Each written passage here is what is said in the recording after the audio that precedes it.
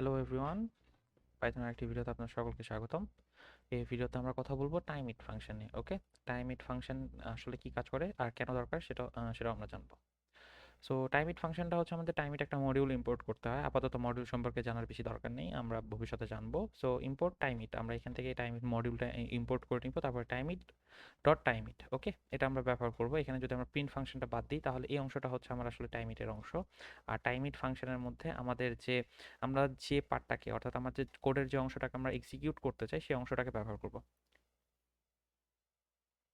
ওকে, so এখানে আমরা বলতেছি যে আমরা এখানে যে এক্সপ্রেশনটা আছে, স্টেটমেন্টটা আছে, আসলে সেই স্টেটমেন্টটাকে যদি আমি টাইম ইটের মধ্যে একটা স্ট্রিং আকারে দিই, তাহলে সেই টাইম ইট ফাংশনটা কি করবে, এই স্ট্রিংটাকে ইভ্যালুয়েট করবে 1 মিলিয়ন টাইম। ওকে, 1 মিলিয়ন টাইম এক্সিকিউট করার পরে আমাদের সব থেকে লোয়েস্ট যে টাইমটা আছে সেই টাইমটা আমাদেরকে রিটার্ন করবে, সেই টাইমটা আমাদেরকে শো করবে। ওকে, সো এটা কেন আমাদের দরকার, আমরা যখন এখানে লিস্ট, স্ট্রিং, টাপলস এবং সেটস ডিকশনারি সম্পর্কে জানবো, তখন আমাদের এদের কোন ফাংশনটা এক্সিকিউশন কত বেশি এবং কত ফাস্ট হচ্ছে সেটা আমাদের জানা দরকার। এর ভিত্তিতেই কিন্তু আমরা চুজ করব আমাদের কোন ডেটা স্ট্রাকচারটা ব্যবহার করা দরকার। সো ডেটা স্ট্রাকচার ব্যবহার করার জন্য অবশ্যই আমাদের জানা দরকার কোন ডেটা স্ট্রাকচারটা কতটা ফাস্ট, তাই না? সো সে কারণে আমাদের সেই এক্সিকিউশন টাইমগুলো আমরা মেজার করে নিতে পারবো যে আমাদের কোন এক্সিকিউশন টাইমটা কতটুকু সময় নিচ্ছে। তাহলে আমরা বুঝতে পারবো আসলে আমার এই যে ডেটা স্ট্রাকচারসগুলো আছে, এই ডেটা স্ট্রাকচারসগুলোর মধ্যে থেকে কোনটা আমাদেরকে চুজ করতে হবে।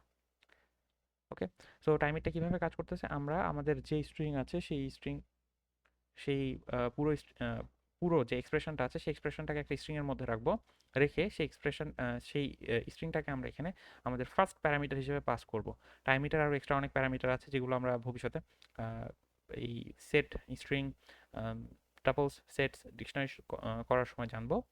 তবে আপাতত আমাদের এতটুকু জানাই যথেষ্ট। সো এই অংশটা আমরা একটু রান করে দেখতে পারি।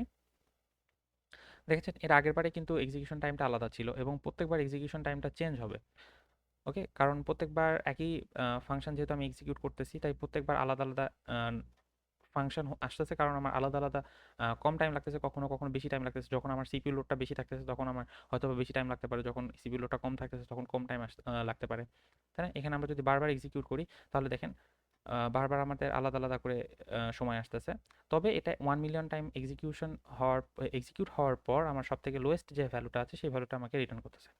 ওকে, সো ভালো থাকবেন, ভালো রাখবেন সকলকে। নেক্সট ভিডিওতে আমরা লিস্ট নিয়ে কথা বলবো। সো ততক্ষণ পর্যন্ত টাটা।